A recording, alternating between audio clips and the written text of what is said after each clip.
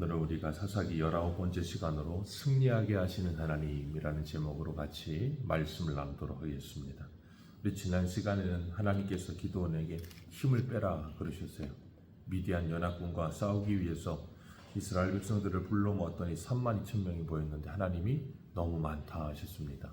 이유는 그 32,000명이 나가서 승리하고 나면 우리의 손으로 스스로 말하기를 우리 손으로 이 구원을 이루었다 할까?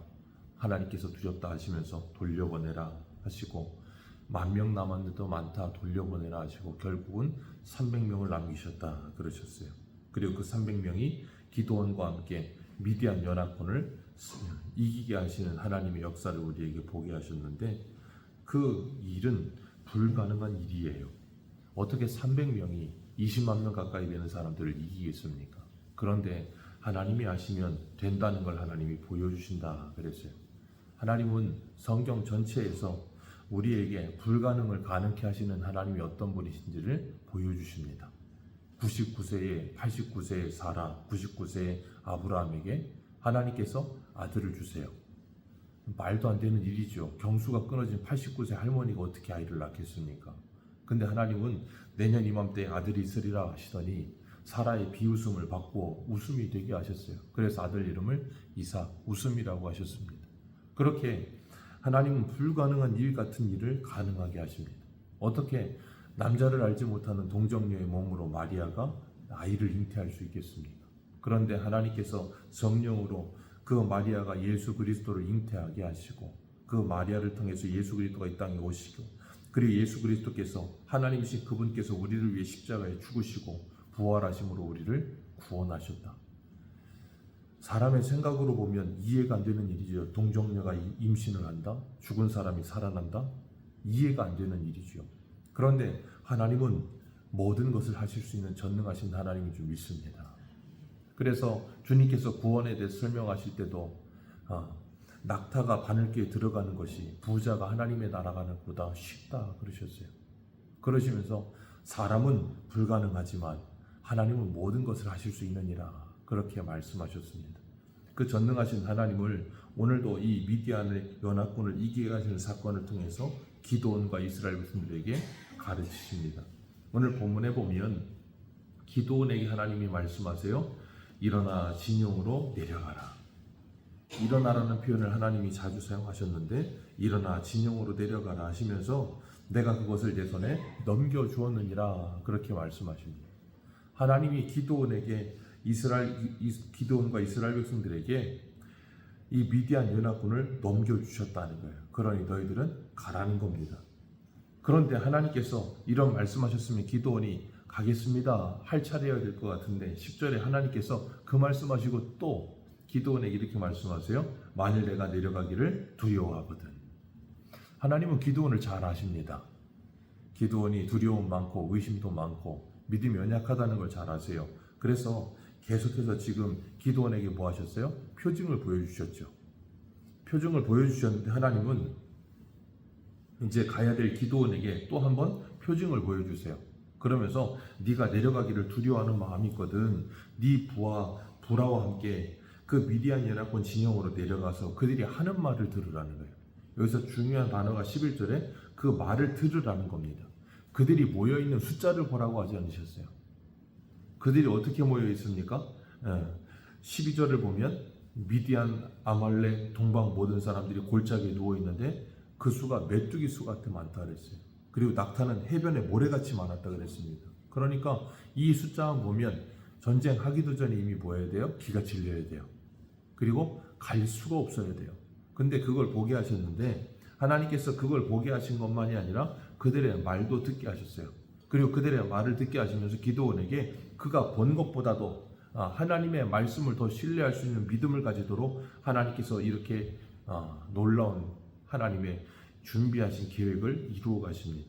그러니까 중요한 건 뭐냐면 믿음이 없는 기드온에게 하나님께서 계속해서 믿음을 심어주십니다. 근데 더 재밌는 건 기드온이 가자 그랬더니 300명 그냥 두말하지 않고 따라갑니다. 그러면 생각해 보세요. 기드온의 믿음이 좋을까요? 300명의 믿음이 좋을까요? 기드온은 하나님이 가라고 하는데도 불구하고 끊임없이 표적을 구하고 하나님 저를 못 갑니다.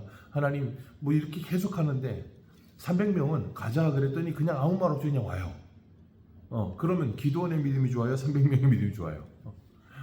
근데 하나님이 기드온을, 그런 연약한 기드온을 하나님의 일하심을, 확실한 믿음을 가질 수 있도록 확신을 주시기 위해서 기드온에게 내려가라 그러시면서 아무 말도 하지 않으십니다. 기드온을 책망하셨다는 말도 없고 기드온에 가서 확신을 가지라는 거예요. 우리가 요한복음 보면 도마도 그렇잖아요. 의심 많은 도마라는 표현을 쓰지만 주님께서 도마에게 뭐라 그러십니까? 주님이 손에, 그리고 주님의 옆구리에 손가락을 넣어보고 너는 나를 믿는 자가 되라 그러시잖아요. 너는 나를 믿는 자가 되라 그러시면서 도마에게 확신을 주십니다. 도마뿐 아니라 다른 제자들도 안 믿었다니까요. 근데 우리는 도마만 의심 많은 도마라고 말을 해요. 여기 기드온만 믿음이 연약한, 그리고 겁이 많은 기드온이라고 말을 합니다. 만약에 내가 여기 서 있어 보십시오. 저와 여러분 같으면 기드온 같은 생각 안 하겠습니까? 해변에 모래같이 낙타가 많대요. 사람이 메뚜기 떼처럼 많대요. 아마 그거 보자마자 그냥 겁에 질려서 아무것도 못할지도 모릅니다.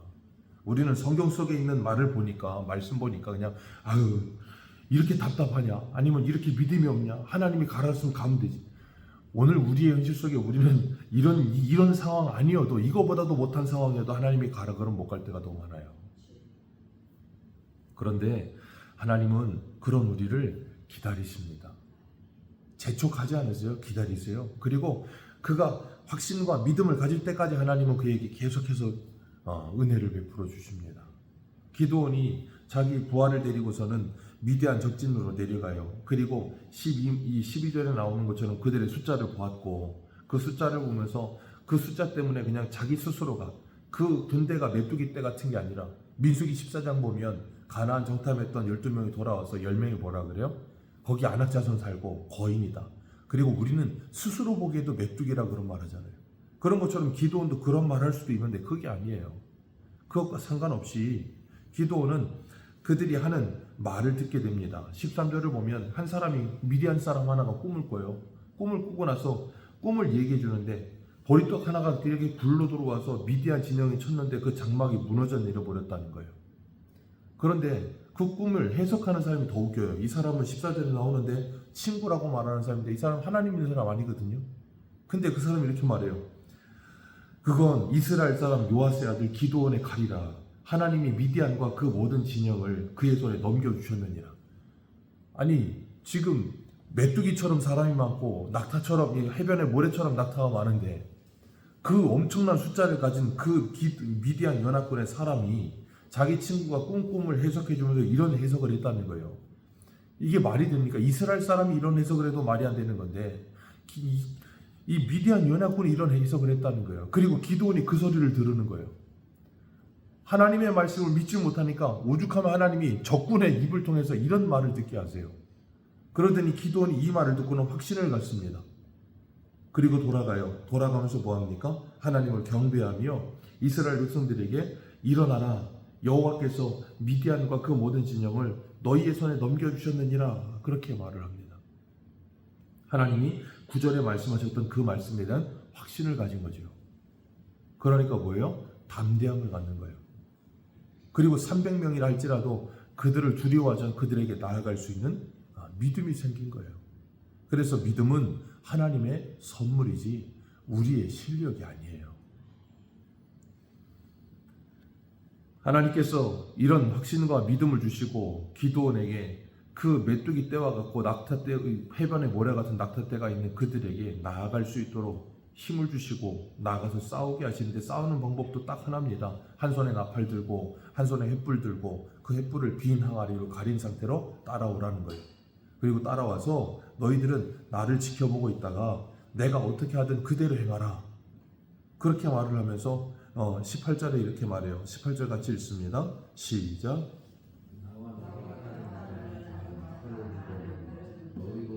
모든 진영 주위에서 나팔을 불며 이르기를 여호와를 위하라, 기드온을 위하라 하라 하니라. 전쟁이에요. 전쟁인데 하는 일이 뭐예요? 그냥 나팔 불고 여호와를 위하라, 기드온을 위하라, 그거 끝이에요. 이 말씀 보면서 비슷한 장면이 오버랩되는 게 어디냐면 이 여리고성입니다. 가나안 첫 성이에요. 가장 제일 큰 성입니다. 그 성을 점령해야 되는데 이스라엘 백성들이 200만 명이 갔어요. 당시에 200만이면 그 숫자 자체로 그냥 인해 전술이에요. 그래서 모압왕 발락도 뭐라고 합니까? 발람 데려다가 쟤들 좀 저주해 주라고, 너무 많으니까 건드리지 못하고 저주해 주라고 그럴 정도로 엄청난 숫자거든요. 근데 여리고성에 찾아왔어요. 그 엄청난 숫자가. 한 일이 뭡니까? 그냥 여리고성을 돈 거밖에 없어요. 아무것도 안 합니다. 그리고 7일째는 하나님께서 시키시는데 7바퀴 돌고 나팔을 불렀을 뿐이에요. 그런데 나팔 불고 함성을 쳤더니 여리고성에 함락돼요. 말이 안 되는 일이지요. 그런데 오늘 본문도 그래요. 기드온이 나팔 하나 붙들고 밤중에 횃불 들고 거기 빈 항아리 덮어가지고 따라와라. 그리고 나서 내가 이렇게 하거든 너희들도 따라해라. 그렇게 말을 했어요. 그리고 그때가 언제냐면 19절에 보면 이경초라 그랬습니다. 이경은 10시에서 한 12시 정도 돼요. 그러니까 한밤중이죠. 다 잘 때입니다. 다 잘 때 한밤중에 횃불 가려가지고 그 미디안 진영을 둘러싸요. 300명이. 간격을 어느 정도 뒀겠죠. 이렇게 둘러싸가지고 기드온이 나팔을 불면서 왼손에 그 빈 항아리를 깨뜨리고 횃불을 들으면서 나팔 불고 여호와 기도의 칼이야 그렇게 말을 했더니 거기 있던 사람들이 갑자기 자다가 일어나서 나팔 소리 나고 여기저기서 막 소리 지르는 소리 들리니까 어떻게 되겠어요? 순식간에 두려움에 사로잡히는 거예요. 여러분, 사람이 두려움에 사로잡히면 아무것도 못합니다. 참 신기하게도 이렇게 많은 숫자를 할지라도 그들의 마음속에 두려움이 사로잡히면 아무것도 못해요. 그러니까 뭐합니까? 우왕좌왕하다가 서로가 서로를 죽여요. 하나님께서 그런 일이 일어나게 하시더라는 거예요. 그리고 나서 기드온이 그 다음 일을 하기 위해서 사람들을 보내서 사람들을 모으죠. 에브라임 사람들을 모으고, 그리고 23절에 보면 납달리, 아셀, 므낫세 사람들도 불러 모아서 그 남아있는 미디안 사람들을 치게 합니다. 그리고 이 전쟁은 그렇게 이제 끝을 맺어가요. 그러면서 25절에 보면 미디안 두 방백 오렙과 스웹을 사로잡아서 그를 오렙은 바위에서, 그리고 스웹은 포도주 틀에서 그들을 진멸시켜요. 그런 일이 보여지는데 바위와 그리고 포도주 틀이 나와요. 그게 어디에도 나오냐면 계시록에도 나옵니다. 계시록에도 나오는데 우리 한 군데 한번 보겠습니다. 계시록 6장 15절입니다.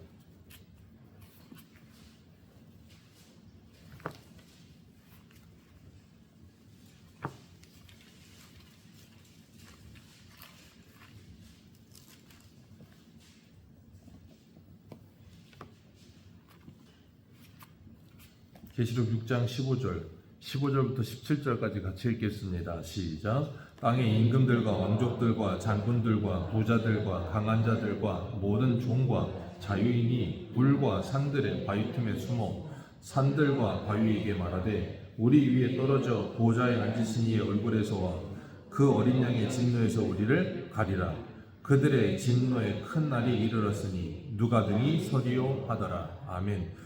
여기 보면 15절에 나오는 땅의 임금들, 왕족들, 장군들, 부자들, 강한 자들, 모든 힘 있는 자들이 어디에 숨어요? 굴과 산과 바위 틈에. 자, 굴과 산과 바위 틈 하면 생각나는 게 뭡니까? 사사기 6장에 이스라엘 백성들이 미디안 연합군 때문에 산에 굴을 파고, 굴이 땅 살에 굴 속에 들어가고 거기에 뭉덩이를 파고 거기에 숨잖아요. 그러고 있다가 하나님께서 기드온을 통해서 승리하게 하시더니 이제는 누가요? 미디안 연합군이 그 바위 위에서 죽어요. 그리고 또 한 군데를 보겠습니다. 계시록 14장입니다. 계시록 14장 19절에서 20절입니다. 19절에서 20절 같이 읽겠습니다. 시작. 천사가 낫을 땅에 휘둘러 땅에 포도를 거두어 하나님의 진노의 큰 포도주 틀에 던짐에 성 밖에 그 틀을 밟으니 틀에서 피가 나서 말 굴레까지 닿았고 1600스타디온에 퍼졌더라. 아멘. 여기 보면 포도주 틀에다가 하나님의 심판을 받을 자들을 놓고 뭐예요? 하나님이 심판하시는 장면이 나옵니다. 오늘 본문에 기드온이 연합군을 싸워서 오렙과 스웹을 바위와 포도주 틀에서 그들을 죽이고 그들을 심판하는 장면이 나오는 것처럼 주님께서 최후에 어떠한 승리를 하실 것인지를 오버랩하여 우리에게 보여주시는 거예요. 그리고 그것을 통해서 뭘 보여주세요? 하나님께서 하시는 전쟁은 하나님께서 반드시 승리하신다는 거예요. 그리고 오늘 우리에게도 하나님께서 그 말씀을 주시는 겁니다. 하나님께서 하시는 전쟁은 하나님이 승리하게 하시고 이기게 하신다는 걸 우리에게 믿으라는 거예요. 누구처럼요? 기드온처럼. 연약할 수 있습니다. 부족할 수 있습니다. 그런데 주님은 우리에게 끊임없이 오늘도 찾아오셔서 뭐 하세요? 믿음과 확신을 주세요. 하나님의 말씀을 통해서 믿음과 확신을 주시면서 뭐 하게 하세요? 하나님의 말씀에 순종하게 하십니다. 그래서 믿음의 본질은 순종이에요. 우리가 하나님을 믿으면 반드시 순종하게 되어 있습니다. 그래서 주님은 여호수아 1장에서도 여호수아에게 가나안 땅을 차지하게 하실 때 오늘 본문의 기드온에게 내가 내 손에 넘겨주었느니라 하시는 것처럼 하나님께서 여호수아에게도 내가 이 땅을 이미 너희들에게 주었다라는 표현을 쓰세요. 이미 주었다라고 말씀하시면서 1장에 뭐라 그러십니까? 내가 이미 너에게 주었다 하면서 너희들의 발바닥으로 밟는 그 땅을 너희들에게 주리라 그렇게 또 말씀하세요. 이미 주신 땅이지만 하나님의 말씀을 믿고 순종하여 발바닥으로 밟아야 그 땅이 우리의 땅이 된다는 거예요. 하나님은 예수 그리스도를 통해서 우리에게 이미 승리를 주셨습니다. 그리고 승리하게 하신 그 승리를 우리에게 뭐하게 하세요? 누리게 하시는 게 어떻게 해요? 하나님의 말씀을 믿고 순종함으로 누리게 하시는 거예요. 그래서 우리에게 이미 남아있는 전쟁, 이 땅에서 성도에게 남아있고 교회에게 남아있는 전쟁은 다른 전쟁이 아니고 하나님의 말씀을 믿고 순종하는 전쟁이에요. 믿고 순종하기만 하면 하나님께서 이기게 하십니다. 우리는 그걸 믿고 주님의 말씀을 따라가는 거예요. 그러다 보면 하나님은 뭐하게 하세요? 반드시 이 불가능한 일이 가능하게 되어지는 것처럼 사망 권세를 이기게 하시고 우리에게 영생을 허락하신 그 승리를 나의 승리가 되게 하실 줄 믿습니다. 오늘 하루의 삶 속에서도 우리가 주님과 동행하시면서 하나님께서 우리에게 환난을 주실 때도 있고 어려움을 주실 때도 있지만 로마서 8장의 말씀, 5장에 말씀하시잖아요. 환난은 인내는 연단은 소망을 낳느니라. 하나님께서 성령으로 말미암아 하나님의 사랑을 우리의 마음에 부은 바 되게 하사 우리의 소망이 부끄럽지 않게 하셨도다. 우리의 소망이 부끄럽지 않게 하실 줄 믿습니다. 하나님께서 승리하게 하시겠다고 하신 이 약속 주셨고 이 약속이 이루어지는 모습을 보게 하신 그 소망이 부끄럽지 않도록 우리에게 승리를 주실 줄 믿고 오늘도 그 주님 의지하여 믿음으로 승리하시며 사는 복된 하루 되시기를 축복합니다. 기도하겠습니다.